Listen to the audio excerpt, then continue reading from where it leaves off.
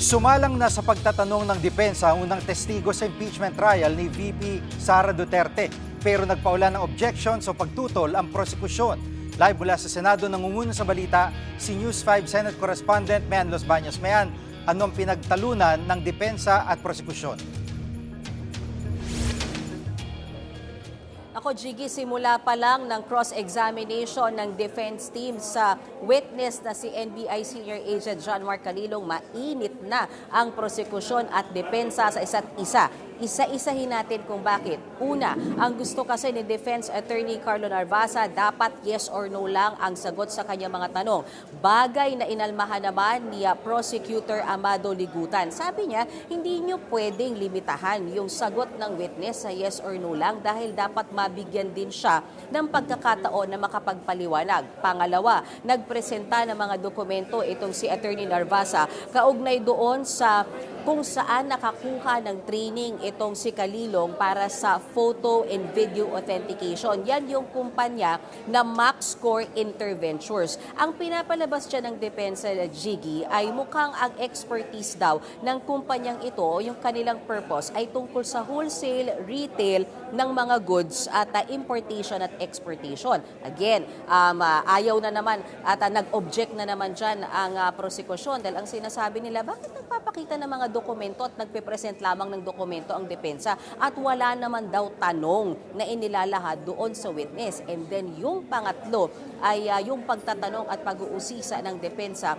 doon sa affidavit of investigation ng NBI. Ano ba yan, Jiggy? Yung affidavit of investigation, yung sinubmit ng NBI o ng team ni Calilong doon sa DOJ kaugnay sa investigasyong ginawa nila doon nga sa online press conference ni VP Sara Duterte noong November 2024 na sinasabing pinagmulan di umano nung pagbabanta sa Pangulo kay First Lady Liza Araneta Marcos at dating Speaker Martin Romualdez. Ang again, inangalan ulit yan ng prosekusyon dahil yung mga dokumento, tanong daw ng tanong yung depensa tungkol sa mga dokumento na hindi man lang nila pinapakita at pinapabasa doon mismo sa witness. Balikan natin yung bahagi ng trial na yan kung saan nagpapalitan ng objection at ng sagot ang depensa at prosekusyon. Panoorin natin to, Jiggy. But there are no affidavits of the journalists from the media outlets, correct?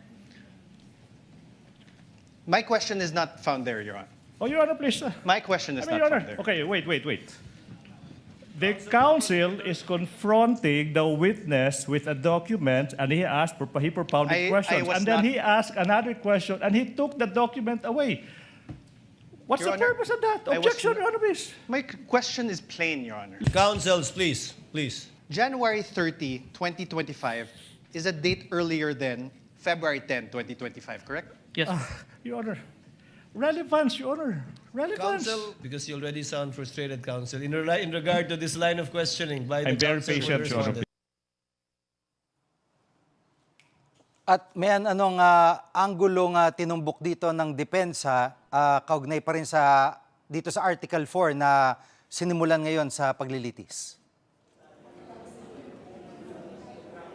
Medyo masalimuot, Jiggy, I have to be honest, yung naging cross-examination. But in the end, basically, ang pinapalabas o ang pinalabas ng depensa, meron palang dalawang affidavit na ipinasa ang NBI kaugnay sa investigasyong ginawa nila doon sa online press conference na yun ni VP Sara. Yung unang affidavit was submitted last January. Ibinalik sa kanila yan dahil may mga pagkukulang. For example, dyan, parang hindi malinaw. Sino bang complainant dito? Bakit ang lumalabas na complainant dito ay NBI? Sino ba yung biktima? At ang sinasabing biktima doon sa grave threat na yan ay si Pangulong Bongbong Marcos. Kaya ang tinumbok na tanong ngayon ni Defense Attorney Narvasa, pumunta ba mismo ang Pangulo, si First Lady Liza Araneta Marcos at si dating Speaker Martin Romualdez sa NBI para magreklamo? Ang sabi dyan ni NBI Agent Calilong, wala siyang personal knowledge. Sunod na tanong, nagbigay man lang daw ba ng affidavit para sa ganyang sinasabing reklamo si Pangulong Bongbong Marcos, ang kanyang asawa at si dating Speaker Martin Romualdez? Again, ang sagot dyan ni Calilong ay wala daw ibinigay na affidavit. May pagkakataon pa, Jiggy, na tila sinubukan ni Attorney Narvasa na ilatag yung pagiging Pangulo ni BBM at yung kanyang control over DOJ and NBI na siyang nagsagawa ng investigasyon laban kay VP Sara sa kasong grave threat. Pakinggan natin yung particular na pahayag na yan ni Attorney Narvasa sa impeachment trial kanina. The president has control over all executive departments, correct? I believe so, sir. The DOJ is one of those executive departments, correct? Yes, sir. And the current president is Ferdinand Marcos Jr., correct? We agree to that. That's judicial notice. Your Honor, please. Yes There's or no no? other Yes, sir. president. We Oh, only he have one answered already, Your president. Honor. Already asked and answered. Same Ferdinand Marcos Jr., who you said was an offended party in the case against Vice President Duterte. Yes, sir. The NBI investigated and filed the complaint. The DOJ directed the investigation and will determine whether the case should proceed to court. And the alleged offended party, President Marcos, is the constitutional head of the executive branch, Objection. exercising control over both the DOJ and the NBI. I Your Honor, withdraw, Your objection Honor. I to that. withdraw. I The withdraw, Your ground Honor. is, the ground is. I withdraw. It's, oh, Your Honor. It's even more compound question. At obviously, very complex yung nilalatag ng depensa at dun sa mga bihasa sa legal defense. And medyo kahit papano nababasa na nila yan. Pero bukod sa mga dokumento, ano pang pinakita ng depensa sa impeachment court kanina? Gaya ng nangyari kahapon, Jiggy, na nagpalabas ng parte ng online press con yung prosekusyon, nagganon din, nagpalabas din ng mga bahagi noong 2 oras na online press conference ni VP Sara noong November 2024. At ang ipinalabas particularly dyan, yung umiiyak na Chief of Staff ni VP Sara na si Attorney Zulaika Lopez.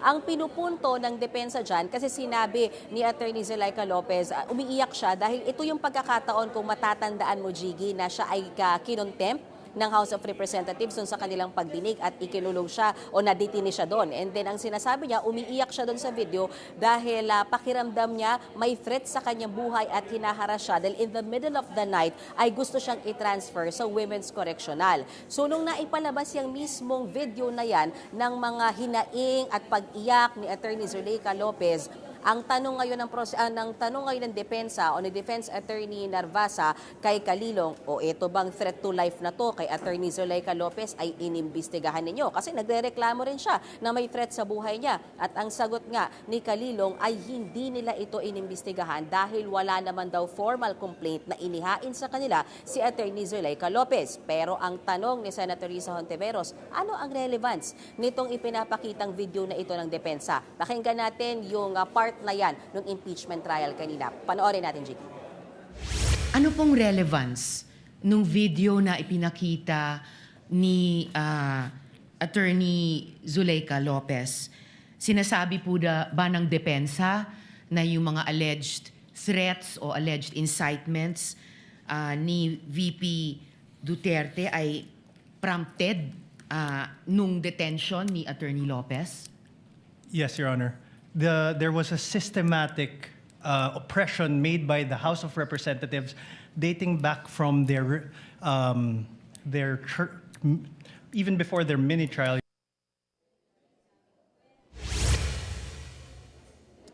Jiggy, pagkatapos niya nagpaalala si Presiding Officer Chis Escudero sa mga Senator Judge na medyo mag-ingat sa pagtatanong at huwag mapunta doon sa conclusion ng law and fact dahil ang mismong impeachment court daw dapat ang magde-determine yan. Jiggy.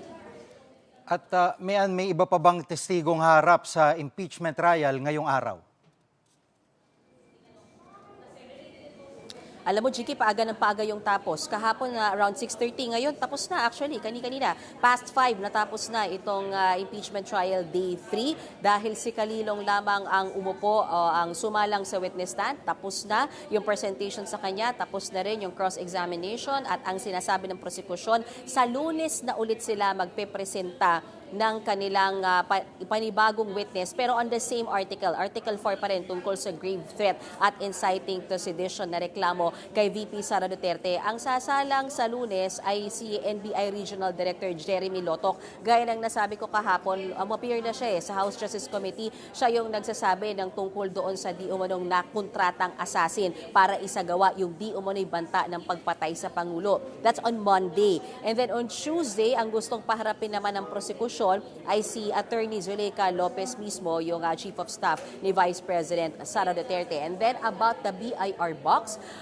sinabi rin kanina ni Presiding Officer Cheese Escudero na dahil nga naibalik na yung selyadong box na yan sa BIR, meron ng motion na inihain ang prosekusyon para ipasabpina yan. So, itinakda ng impeachment court yung oral arguments between prosecution and defense. Tig 10 minuto sila sa darating na Miyerkules, July 15, bago desisyonan ng impeachment court kung ipapasabpina ba o kailangan ba talagang ipakuha yung BIR box na di umano'y naglalaman ng tax records ni VP Sara at ng kanyang asawa, gayon din yung bank records nilang mag-asawa. Yan muna ang latest sa impeachment trial day 3. Jiggy, balik sa'yo. Yan ang ulat ni Mayan Los Baños live mula sa Senado. Mga kapatid, Jig Manikad po, pagdating sa mahalagang balita sa loob at labas ng bansa, dapat una sa lahat, mag-follow at mag-subscribe na sa social media pages ng News 5.